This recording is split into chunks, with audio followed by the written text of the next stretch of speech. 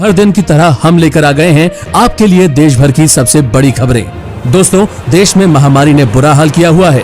दिन ब दिन संक्रमितों के केस में इजाफा हो रहा है और ऐसे में सरकार चीनी बीमारी को रोकने के लिए कुछ सख्त कदम अपना सकती है। इन सभी बातों का विश्लेषण करते हुए आज की वीडियो में हम आपको देश से जुड़ी हर छोटी से छोटी खबर देने वाले हैं, इसलिए वीडियो को अंत तक जरूर देखिए। इसी के साथ बात करते हैं चीनी बीमारी से संक्रमितों के आंकड़ों की। तो पूरे देश में पिछले 24 घंटे में 10,000 मरीज बढ़े हैं। अब तक देश में 3,43,000 केस हो चुके हैं और अब तक 9,919 लोगों की मौत हो चुकी है और ये आंकड़े हर घंटे बढ़ रहे हैं। इसी के साथ चलते हैं आज की ताजा खबरों की तरफ। आज आप देखेंगे पीएम मोदी करेंगे सभी राज्यों के मुख्यमंत्रियों से बात, महामारी का निकालेंगे हल और पान गुटखा तंबाकू हो सकते हैं बैन, सरकार के कड़े आदेश। इसी के साथ दोस्तों, चीन और भारत के बीच मामला गड़बड़ाता हुआ दिख रहा है, बन रहे हैं युद्ध के आसार। जानिए पूरा मामला। साथ ही साथ एक बार फिर से आ रही है टिड्डी दल, इस राज्य में होगा हमला। आगे देखेंगे दोस्तों, इस देश की चीनी बीमारी की दवाई तैयार, मरीजों का इलाज हुआ शुरू। सभी खबरों को विस्तार से जानने के लिए वीडियो को देखते रहिए दोस्तों। लेकिन उससे पहले इस वीडियो को बनाने में मुझे बहुत मेहनत लगती है और इस मेहनत के लिए वीडियो को आप एक छोटा सा लाइक जरूर कर दें। बिना देरी के लिए चलते हैं आपको हमारी आज की सबसे पहली खबर की तरफ। पीएम मोदी करेंगे सभी राज्यों के मुख्यमंत्रियों से बात, महामारी का निकलेगा हल। भारत में महामारी के बढ़ते मामलों के बीच प्रधानमंत्री नरेंद्र मोदी आज और कल बुधवार को अलग अलग राज्यों के मुख्यमंत्रियों से बात करेंगे। मोदी आज दोपहर को 21 राज्यों और केंद्र शासित प्रदेशों के मुख्यमंत्रियों, उपराज्यपालों और प्रशासकों से बातचीत करेंगे। इनमें पंजाब, केरल, गोवा, उत्तराखंड, झारखंड, पूर्वोत्तर के राज्य और कुछ केंद्र शासित प्रदेश शामिल हैं। देश में महामारी के बढ़ते मामलों के बीच 2 दिनों की डिजिटल बैठक होने जा रही है। मुख्यमंत्रियों के साथ प्रधानमंत्री की यह छठी बैठक होगी। इससे पहले इस तरह की बैठक 11 मई को हुई थी। बता दें कि देश में सोमवार को महामारी के 11,000 से अधिक मामले सामने आए, जिससे कुल संक्रमितों की संख्या 3,32,000 हो गई, जबकि 325 और लोगों की मौत के साथ मृतकों की संख्या 9,520 हो गई है दोस्तों। साथ ही जाने पान गुटखा तंबाकू हो सकते हैं बैन, सरकार के कड़े आदेश। दोस्तों, महामारी के चलते देश में संक्रमण की दर तेजी से ऊपर जा रही है। वहीं इसी के साथ पान गुटखा तंबाकू चबाने वालों के लिए एक बुरी खबर है। चीनी बीमारी के रोकथाम के लिए सरकार जल्द ही पान गुटखा और तंबाकू को बंद करने का फैसला कर सकती है। इसके पक्ष में कई राज्यों के मुख्यमंत्री भी सामने आए हैं। पान गुटखा तंबाकू चबाना केवल आपकी सेहत के लिए ही हानिकारक नहीं, बल्कि अब ये दूसरों की सेहत के लिए भी हानिकारक हो सकता है। बता दें दोस्तों कि पान गुटखा चबाकर सार्वजनिक स्थलों पर थूकने वाले लोगों के लिए पहले ही कड़े नियम निकाल दिए गए हैं। यदि ऐसा करते कोई दिखा तो उस पर कड़ी कार्यवाही होने के आदेश भी दिए गए हैं। इसके बावजूद भी काफी सारे लोग लापरवाह हैं और इसी को देखते हुए सरकार जल्दी ही पान गुटखा जैसे हानिकारक पदार्थों को बैन कर सकती है। जब तक भारत में चीनी बीमारी का वैक्सीन नहीं आ जाता, तब तक इस तरह के पदार्थों का सेवन करने के लिए सरकार कानून तैयार करेगी।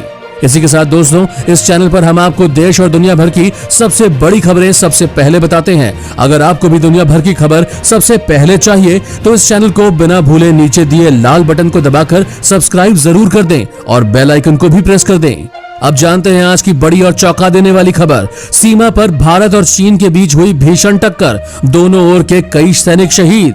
भारत चीन सीमा विवाद अब बड़ा रूप लेता जा रहा है दोस्तों। सोमवार रात लद्दाख की गालवन वैली में दोनों देशों के सैनिकों के बीच हिंसक झड़प हो गई। इसमें भारत के 1 कर्नल और 2 जवान शहीद हो गए। जो कर्नल शहीद हुए वे इन्फेंट्री बटालियन के कमांडिंग ऑफिसर थे, जबकि चीनी सेना के भी कई सैनिकों के मारे जाने की सूचना है। भारतीय सेना ने बताया कि लद्दाख के गलवान घाटी में चीनी सैनिकों के साथ हुई हिंसक झड़प में दोनों तरफ से सैनिक मारे गए हैं। भारत चीन सीमा पर 45 साल यानी 1975 के बाद से ऐसे हालात बने हुए हैं। जब भारत के जवानों की शहादत हुई है तो चीन ने उल्टा भारत पर बॉर्डर क्रॉस करने का आरोप लगाया है। एक न्यूज एजेंसी के मुताबिक चीन के विदेश मंत्रालय ने कहा कि भारत एक तरफा कार्यवाही न करे, नहीं तो बढ़ेंगी मुश्किलें। चीन ने भारत पर बॉर्डर क्रॉस करने का भी आरोप लगाया है। वहीं एक बार फिर से आ रहा है टिड्डी दल, देश में मचेगी तबाही। राजस्थान, हरियाणा, पंजाब समेत कई राज्यों में किसानों की मेहनत पर पानी फेरने वाले टिड्डी दलों का एक बार फिर हमला हो सकता है।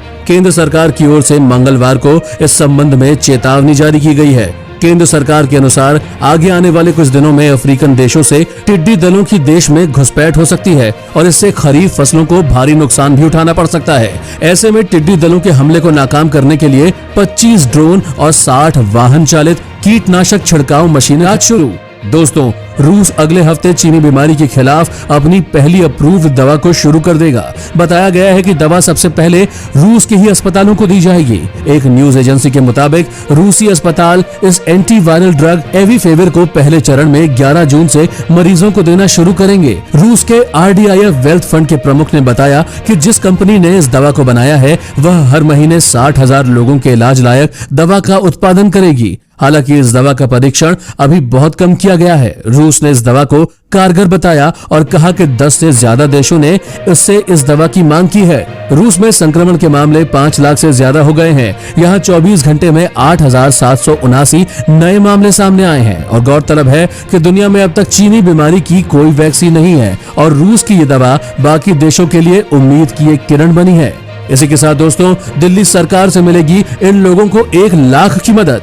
महामारी संक्रमण के कारण दिल्ली के उत्तरी, दक्षिणी और पूर्वी नगर निगमों के सफाई कर्मचारियों की मृत्यु के बाद अब उनके परिवारों को भी 1 करोड़ का वित्तीय मुआवजा दिया जाएगा। नगर निगम और सफाई कर्मचारी आयोग की सिफारिश पर दिल्ली सरकार ने सफाई कर्मचारियों के परिवारों को पैसा देने की अनुमति दी है। दिल्ली सफाई कर्मचारी आयोग के अध्यक्ष संजय गहलोत ने तीनों निगमों को दिल्ली सरकार को स्वच्छता कर्मचारियों के लिए दायरा करने को कहा था जिनकी संक्रमण से मृत्यु हो गई थी। SC, ST, महिला और बाल विकास मंत्री राजेंद्र पाल गौतम ने भी दिल्ली सरकार से मुलाकात की। मंत्री राजेंद्र पाल गौतम ने आयोग की फाइल पर हर संभव सहायता का आश्वासन भी दिया था, जिसके महीने बाद गाजियाबाद के होटल और रेस्टोरेंट्स एक बार फिर खुल गए हैं। DM की ओर से जारी गाइडलाइंस के अनुसार होटल और रेस्टोरेंट में साफ सफाई, सैनिटाइजेशन के साथ ही साथ सिटिंग अरेंजमेंट का भी काम किया जा रहा है। 50% टेबल पर ही खाना परोसा जाएगा। पहले जहां एक टेबल पर 4 कुर्सियां लगी होती थी, उसे कम करके 2 कुर्सियां कर दी गई हैं। ऐसे ही फैमिली वाले टेबल पर अधिकतम 6 लोगों को बैठने की इजाजत होगी। बुफे सिस्टम चालू रखा जाएगा। कोई होटल के कमरे में रुका है तो रूम में ही लंच, डिनर व नाश्ते की व्यवस्था करवाई जाएगी। कैश में ट्रांजैक्शन पूरी तरह बंद रहेगा। संचालकों का कहना है कि शुरुआत में होम डिलीवरी पर ज्यादा जोर रहेगा, लेकिन हम अधिकतम रात 8:30 बजे तक अंतिम ऑर्डर लेंगे। इसके बाद ऑर्डर नहीं लिया जाएगा। वहीं शादी में रसोइया मिला चीनी बीमारी से संक्रमित, लोगों में मचा हड़कंप। देश में अनलॉक 1 के शुरू होते ही शादियों का सिलसिला दोबारा से शुरू हो चुका है और इसलिए कई राज्यों में शादियां हो रही है। इसी बीच एक ऐसा मामला सामने आया जिसे सुनकर आपके भी होश उड़ जाएंगे। ये मामला सामने आया है जिसमें शादी का खाना बनाने वाला रसोइया ही चीनी बीमारी का पॉजिटिव मिला। ये पूरी घटना मध्य प्रदेश के छतरपुर जिले से आई है, जहां शादी में खाना बनाने वाला रसोइया चीनी बीमारी से पॉजिटिव मिला। इसकी जानकारी किसी को नहीं थी, लेकिन बाद में प्रशासन को एक स्थानीय व्यक्ति ने इसकी जानकारी दी, जिसके बाद लोगों में हड़कंप मच गया। इसके बाद तुरंत जिला प्रशासन के CEO और स्वास्थ्य विभाग के कुछ लोग शादी समारोह में पहुंचे और वहां से उस व्यक्ति को जिला अस्पताल में भर्ती करने के लिए ले गए।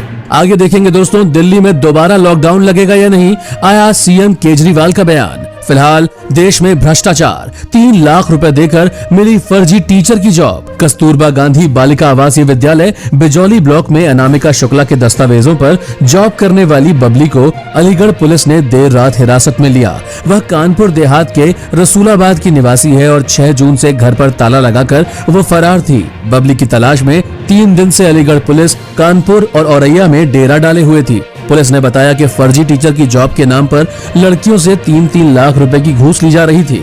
इस बात का खुलासा अलीगढ़ में अनामिका के नाम से जॉब कर रही बबीता यादव की गिरफ्तारी के बाद हुआ। वह अक्टूबर 2019 से अनामिका के नाम पर जॉब कर रही थी। उसने तो बैंक में भी अनामिका के नाम से खाता खुलवा रखा था। वहीं जाने पेट्रोल और डीजल के रेट हुए लगातार महंगे, आम आदमी पर पड़ी बुरी मार। देश के सभी सरकारी ऑयल मार्केटिंग कंपनी ने लगातार 10वें दिन पेट्रोल और डीजल की कीमतों को बढ़ा दिया है। राजधानी दिल्ली में पेट्रोल का भाव बढ़ाकर मंगलवार को 76 रुपए 73 पैसे प्रति लीटर कर दिया, जो सोमवार को 76 रुपए 26 पैसे प्रति लीटर था। वहीं डीजल का दाम 75 रुपए 19 पैसे प्रति लीटर पर पहुंच गया है, जबकि सोमवार को यह 74 रुपए 62 पैसे प्रति लीटर था। सरकारी तेल कंपनी इंडियन ऑयल की वेबसाइट पर दिए गए रेट्स के मुताबिक मंगलवार को राजधानी दिल्ली में 1 लीटर पेट्रोल के दाम 47 पैसे प्रति लीटर बढ़े हैं, जबकि 1 लीटर डीजल की कीमत 57 पैसे प्रति लीटर बढ़ी है। इसी के साथ दिल्ली में दोबारा लॉकडाउन लगेगा या नहीं, आया सीएम केजरीवाल का बयान। मुख्यमंत्री अरविंद केजरीवाल ने सोमवार को कहा कि महामारी के मामलों में लगातार वृद्धि के बावजूद दिल्ली में फिर से लॉकडाउन लगाने की कोई योजना नहीं है। केजरीवाल ने ट्वीट किया, कई लोग अटकलें लगा रहे हैं कि क्या दिल्ली में फिर से लॉकडाउन लगाने की योजना बनाई जा रही है। ऐसी कोई योजना नहीं है। 18 जून से लॉकडाउन का मैसेज वायरल हुआ तो प्रेस इन्फॉर्मेशन ब्यूरो यानी पीआईबी ने इसकी सच्चाई बताई। पीआईबी ने साफ कहा कि यह मैसेज फेक है। सरकार ने अफवाह फैलाने वालों से सावधान रहने और उन पर यकीन न करने की अपील की है। साथ ही गुजरात में हुई भारी बारिश, 1 घंटे में 5 इंच गिरा पानी। गुजरात पर बारिश मेहरबान हो रही है। पिछले 10 दिनों से गुजरात के कई इलाकों में बारिश जारी है। सोमवार दोपहर बाद गिर, सोमनाथ, जूनागढ़ व अमरेली जिले में गरज के साथ बारिश हुई। कोडीनार व अन्य ग्रामीण इलाकों में भारी उमस के बाद बरसात हुई, जिससे वातावरण में ठंडक फैल गई। ऊना में भी भारी पवन के साथ बारिश हुई। वहीं जूनागढ़ शहर व जिले में बरसात हुई। राणपुर के नागनेस गांव की भादर नदी में बाढ़ से हालात बुरे हो गए हैं। ऊना के पड़ापादर गांव में बिजली गिरने से एक पाड़े की मौत हो गई। व्याजपुर गांव में भी बिजली गिरने से 5 पशुओं की मौत की खबर है। इसी के साथ मानसून तेजी से उत्तर भारत की ओर बढ़ रहा है। वहीं दोस्तों, आगे नेपाल और अमेरिका से भी बड़ी खबर निकल कर आई है। जानिए विस्तार से। नक्शा विवाद पर भारत ने की बातचीत की पेशकश, लेकिन नेपाल के प्रधानमंत्री ओली तैयार ही नहीं।